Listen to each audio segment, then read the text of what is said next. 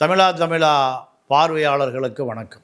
அண்ணாமலை, அமித்ஷா, எடப்பாடி, நயினார் நாகேந்திரன், இப்படி தமிழ்நாட்டு அரசியல் பாஜகவினுடைய ஆதரவோடு எடப்பாடி பழனிசாமி தான் முதலமைச்சர் வேட்பாளர் என்று அண்ணாமலை வாயால் நீண்ட நெடும் காலங்களுக்கு பிறகு அமித்ஷாவினுடைய அழுத்தத்தின் பேரில் நயினார் நாகேந்திரனுடைய வேண்டுகோளின்படி பல தடைகளை தாண்டி அண்ணாமலை எடப்பாடி பழனிசாமி முதலமைச்சராக அமர வைக்க வேண்டும் என்று அமித்ஷாவினுடைய மைண்ட் வாய்ஸாக இதை சொல்லியிருக்கிறார்.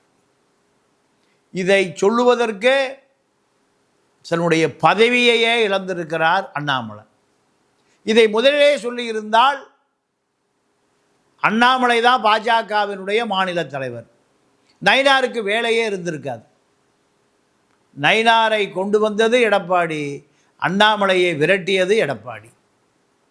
பாஜக தலைமைக்கு அண்ணாமலை முக்கியமா எடப்பாடி முக்கியமா என்றால் 1 கோடி வாக்காளர்களை வைத்திருக்கிற எடப்பாடி தான் முக்கியம். திமுகவை எதிர்க்கக்கூடிய மிக வலிமையான நபரைத்தான் பாஜக தேடுகிறது.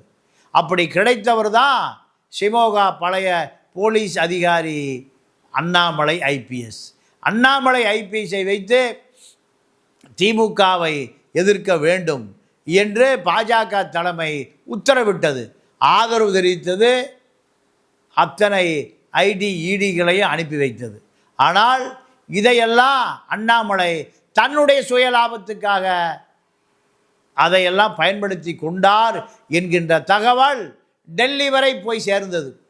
இங்கு இருக்கக்கூடிய ஆர்எஸ்எஸ் பார்ப்பனர்கள் அதை டெல்லிக்கு கொண்டு போய் சேர்த்தபடியே இருந்தார்கள், நாக்பூருக்கு கொண்டு போய் சேர்த்தபடியே இருந்தார்கள். அண்ணாமலையால் திமுகவை எதிர்க்க முடியாது. அண்ணாமலைக்கு மதுரை காந்தி கிராமத்திற்கு வந்த பிரதமர் மோடி தன்னுடைய காரிலே அமர வைத்து மதுரை விமான நிலையம் வரை வகுப்பெடுத்து கொண்டே போனார். நீ வளர வேண்டிய இளைஞன், பல ஆயிரம் கோடியை சம்பாதிக்க முடியும், அதிகாரத்துக்கு வர முடியும். இந்த ஆர்எஸ்எஸ் பிஜேபியால் அது வழிவகுத்து கொடுக்கப்படும். நான் இந்தியாவுடைய பிரதமராக இருக்கிறேன், என்னை ஆர்எஸ்எஸ் தான் இவ்வளோ பெரிய பதவியிலே உட்கார வைத்தது. நினைத்த நேரத்தில் அமெரிக்க அதிபரோடும், ரஷ்ய புட்டினோடும், பிரிட்டிஷ் பிரதமரோடும், பிரெஞ்சு அதிபரோடும் அதாவது கட்டி தழுவி அங்கெல்லாம் நான் கைகுலுக்கி கொண்டிருக்கிறேன்.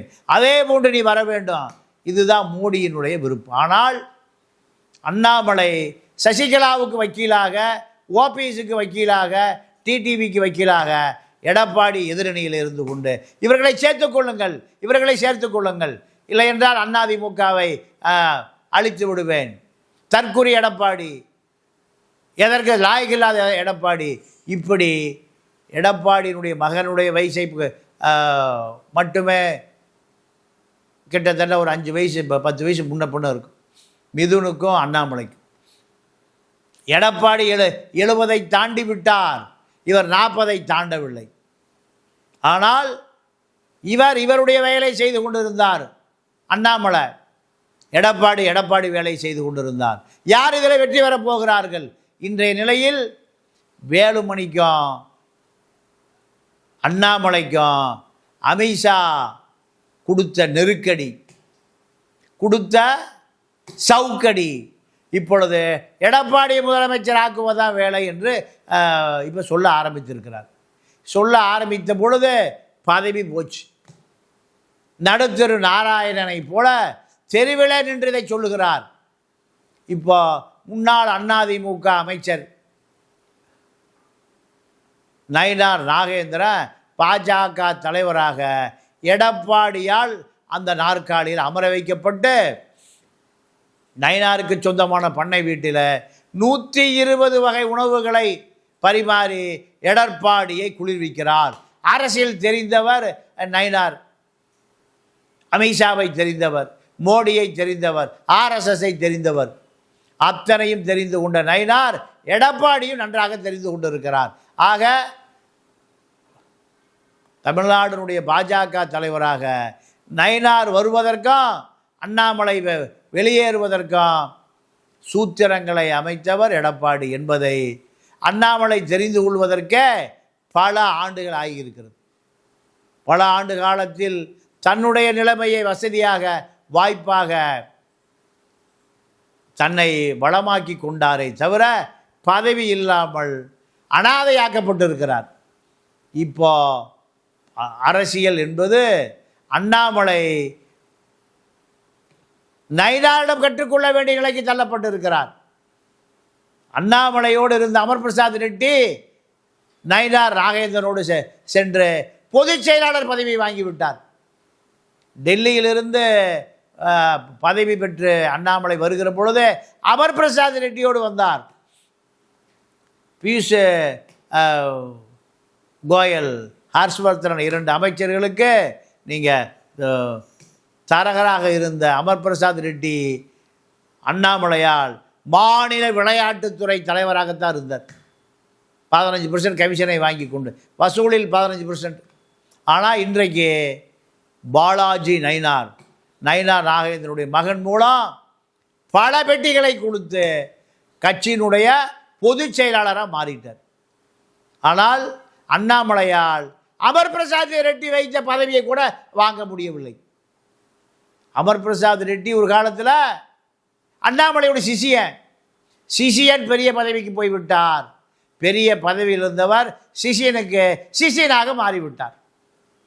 இந்த பாடத்தை அண்ணாமலை கற்றுக்கொள்வதற்கு முன்பு அரசியலில் தன்னை விட்டால் ஆளே இல்லை, தன்னுடைய பதவி நீண்டகால பதவி, தான் நீண்ட காலமாக பாஜக தலைவராக நீடித்து கொண்டிருப்பேன், என்னை விட்டால் பாஜகவில் அரசியல் செய்வதற்கு ஆளே இல்லை, இப்படியான தலை கணத்தில் இருந்த அண்ணாமலையுடைய நிலைமை இப்பொழுது எடப்பாடி எதை சொல்லுகிறாரோ அதை அமித்ஷாவே கேட்கிற நிலைக்கு வந்து விட்டார்.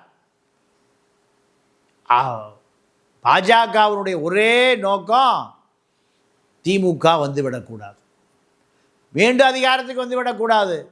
வந்தால் இந்திய அளவில் 40 நாடாளுமன்ற உறுப்பினர்களும் 5 தென் மாநில முதல்வர்களையும் நினைத்த நேரத்தில் கூட்ட முடியும் முதலமைச்சர் ஸ்டாலினால். தெலுங்கானா ரேவந்த் ரெட்டி, துணை முதலமைச்சர் கர்நாடகா சிவகுமார், முதலமைச்சர் பினராயி விஜயன், தமிழ்நாடு முதலமைச்சர் ஸ்டாலின், இப்பொழுது பஞ்சாப் முதலமைச்சரும் இந்த பட்டியலில் இணைந்து கொண்டார். இதெல்லாம் பாஜகவுக்கு தலைவலி போய் திருகுவலி வந்துவிட்டது.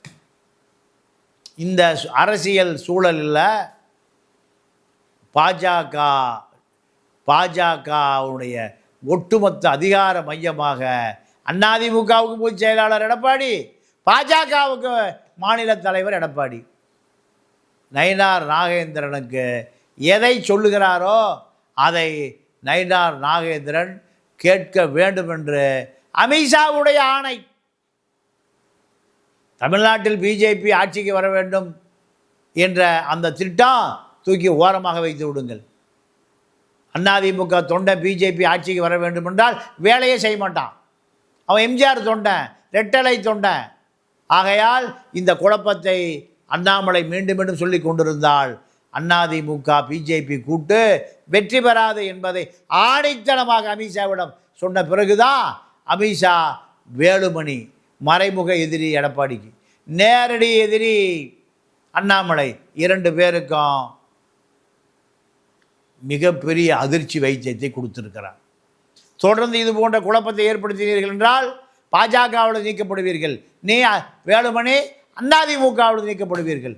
2 பேருக்கும் ஒரே நேரத்தில் எடப்பாடி சொல்லுவதைப் போல அமித்ஷா சொல்லியிருக்கிறார். அதிமுகவிலிருந்து வேலுமணி நீக்கப்படுவதை அமித்ஷா வேலுமணிக்கு சொல்லியிருக்கிறார். அதோடு அவரும் கப்சிப், இவரும் கப்சிப். ஆக துணை முதலமைச்சர், கூட்டணி ஆட்சியிலே பங்கு, அதிகாரத்திலே பங்கு, இப்படியான அந்த வேஷமெல்லாம் கோஷமெல்லாம் முற்றுப்புள்ளி வைக்கப்பட்டது. இதற்கு பிறகு எடப்பாடி எதை சொல்லுகிறாரோ அதை செய்கிற நல்ல பிள்ளையாக அண்ணாமலை மாறிவிட்டார். இல்லை என்றால் அண்ணாமலைக்கு பாஜகவினுடைய எந்த பதவியும் எந்த தொண்டனோ அண்ணாமலையை சந்திப்பதற்கு தடை போட்டு விடுவார்கள். இப்பொழுதே அந்த தடை மறைமுக அமலில் இருக்கிறது. நயினார் மக நயினார் பாலாஜியும் யார் அண்ணாமலையோடு தொடர்பில் இருக்கிறார்கள் என்று அவர்கள் பூத கண்ணாடி வைத்து பார்த்து கொண்டு இருக்கிறார்கள். ஆகையால் யாராவது அண்ணாமலை வீட்டு பக்கமோ அண்ணாமலை அலுவலக பக்கமோ அண்ணாமலையோடு தொடர்பில் இருக்கிறார்கள் என்று தெரிந்தால் அவர்கள் அத்தனை பேரும் பாஜகவிலிருந்து தொலை தூரத்திற்கு தள்ளிவிடப்படுவார்கள். ஆக இதுதான் இன்றைய அதிமுக பாஜக அரசியலாக மாறி இருக்கிறது. சசிகலாவுடைய நிலைமை, ஓபிஎஸ்னுடைய நிலைமை, டிடிவியினுடைய நிலைமை, அண்ணாமலையுடைய நிலைமை அத்தனையும் ஒரே நேர்கோட்டில் இணைந்து கொள்ளுகிறது. எடப்பாடி விரும்பினால் சசிகலா, டிடிவி, ஓபிஎஸ், அண்ணாமலை 4 பேரும் வருகிற தேர்தலில் அதிமுக ஓரமாக வரலாம், மலைக்கு ஒதுங்கலாம். எடப்பாடி விரும்பவில்லை என்றால் இந்த பக்கமே வர முடியாது. கொடை வைத்திருந்தாலும் சரி, அவர்கள் மலைக்கு ரெயின்கோட் வைத்திருந்தாலும் சரி, அதிமுக கூடாரத்துக்குள்ளே வர முடியாது. அந்த அளவுக்கு எடப்பாடியினுடைய கை ஓங்கிவிட்டது. ஆட்சியை பிடிப்பது, அதிகாரத்தை பிடிப்பது, அமித்ஷாவும் எடப்பாடியும் தினந்தோறும் அது பற்றிய கலந்து உரையாடல் தொடர்பு, இதில் இந்த அதிமுக பாஜக அரசியல் போய் கொண்டிருக்கிறது. ஒருவருக்கொருவர் 1 to 1 அமித்ஷாவும் எடப்பாடியும். அமித்ஷாவுக்கு ஆலோசனை சொல்லுகிற அளவுக்கு தமிழ்நாட்டு அரசியலில் எடப்பாடி உயர்ந்து விட்டார். இது ஒரு பக்கம். இதனால் தான் திமுக மீது மிகப்பெரிய தாக்குதலை தொடுத்தி இருக்கிறாமோ அமித்ஷா. திமுகவுடைய செந்தில் பாலாஜி, ஏவா வேலு, பொன்முடி 3 பேரும் பல ஸ்டாலின்களை அறிவை பெற்றிருக்கிறார்கள். இவர்கள் தான் ஆட்சி நடத்துகிறார்கள், காட்சி நடத்துகிறார்கள். 20,000 மின்வாரி ஒப்பந்த தொழிலாளர்கள் திமுகவில் பதவி கொடுக்கப்படுகிறது. அதில் அதிமுகவை சேர்ந்த 2,000 3,000 பேரும் அதில் இணைந்து கொள்ளுகிறார்கள். ஏவா வேலு, நேரு, செந்தில் பாலாஜி, பொன்முடி அத்தனை பேருமே ஸ்டாலின் தான். ஸ்டாலினுக்கு என்ன அதிகாரம் இருக்கிறதோ அதே அதிகாரம் அவர்களுக்கு கொடுக்கப்பட்டிருக்கிறது. அமைச்சர்களாக இல்லையே தவிர அமைச்சர்களை தாண்டி அதிகாரத்துக்கு வந்திருக்கிறார்கள் என்று அமித்ஷா வாயால் சொல்லுகிறார். இதுதான் அதிமுகவை, திமுகவை இரண்டையும் அமித்ஷா தொடர்ந்து கண்காணித்து கொண்டிருக்கிறார். இந்த கண்காணிப்பு தான் அண்ணாமலையும், வேலுமணியும், தங்கமணி, வீரமணி, ஹெல்த் விஜயபாஸ்கர் போன்றவர்களுக்கு பெரிய அதிர்ச்சி வைத்தியம் ஏற்பட்டிருக்கிறது. இந்த அதிர்ச்சியிலிருந்து மீளுவதற்கு யார் முயற்சி செய்கிறார்கள் என்பது தேர்தல் வருகிற பொழுது தெரியும். தேர்தல் நெருங்க நெருங்க தமிழ்நாட்டினுடைய அரசியல் பல அதிர்ச்சிகளையும் பல மாற்றங்களையும் அதிமுக பாஜக அரசியல் தொடர்ந்து கொடுக்கும். திமுகவும் பல திரைமறைவு வேலைகளை, பெண் நிறுவனம், உதயநிதியினுடைய 40 இளைஞரணி சகாக்களை எப்படியாவது சட்டமன்றத்தில் வெற்றி பெற வைத்து விட வேண்டும் என்பது அவர் வேலை துவக்கி விட்டார். 200ல் 40 இப்போ ரெடி. 160 மாப்பிள்ளையுடைய பெண் நிறுவனம் களத்திலே குதித்திருக்கிறது. ஆக 200ல் எப்படியா வெற்றி பெற வேண்டும் என்று திமுக பல வியூகங்களை வகுத்து கொண்டிருக்கிறது. அதிமுக, அமித்ஷா, எடப்பாடி கூட்டணி விஜய இந்த பாஜக கூட்டணியில் கொண்டு வருவதற்கு கடலூர் சந்திரசேகரம் சசிகலாவுக்கு இணையான அறிவை கொண்ட ஜெயலலிதாவுக்கு ஒரு சசி, விஜய்க்கு ஒரு புஷி, இந்த புஷியும் கடலூர் சந்திரசேகரம் சேர்ந்து விஜயை எடப்பாடி கூட்டணிக்கு, என்டிஏ கூட்டணிக்கு கொண்டு வந்து சேர்த்து விடுவதற்கான அத்தனை வேலைகளின் திரைமறைவிலிருந்து செய்ய ஆரம்பித்து விட்டார்கள். அமித்ஷாவினுடைய அந்த அணி மிக பெரிய அளவில் வேலைகள் நடந்து கொண்டு இருக்கிறது. நாம் இதை தொடர்ந்து கண்காணித்து கொண்டிருப்போம். மீண்டும் சந்திப்போம். நன்றி, வணக்கம்.